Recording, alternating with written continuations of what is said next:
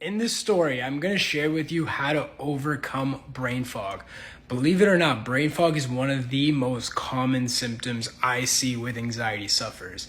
And when they Google search their symptoms, all these bizarre things show up. Well, I'm going to share with you why brain fog happens when you're struggling with anxiety and how to make it go away. Okay, so pay attention and stay for the rest of the story, all right?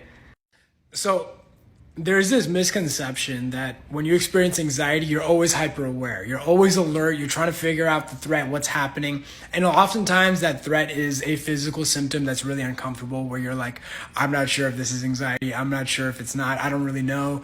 It may even be intrusive thoughts. What if it's this? What if it's that? What if I'm going crazy?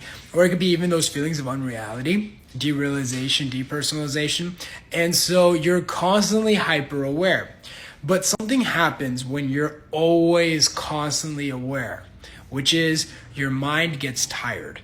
Over time, the mind just gets battered because it's so fixated on something for such a long period of time. So essentially what happens is the mind gets so tired because it's so hyper aware that anxiety sufferers start getting stressed about why their mind is going slower. And so they'll often think, oh no, look, I'm not as sharp as I used to be. Basic things that were so easy to do have become so difficult. Oh no, what if I'm going crazy? What if my brain chemicals are changing?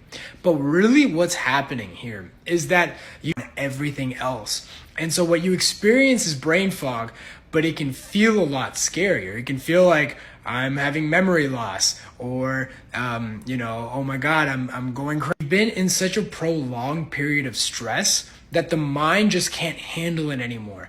And it's so hyper aware on either the physical symptom or the intrusive thought or the feelings of unreality that it just stops focusing on. And look, I was guilty of this too during my anxiety journey. There was a point where I remember somebody was talking to me and it felt like a real life Zoom lag where they just talked to me and it took me like 20 seconds to register what they were saying.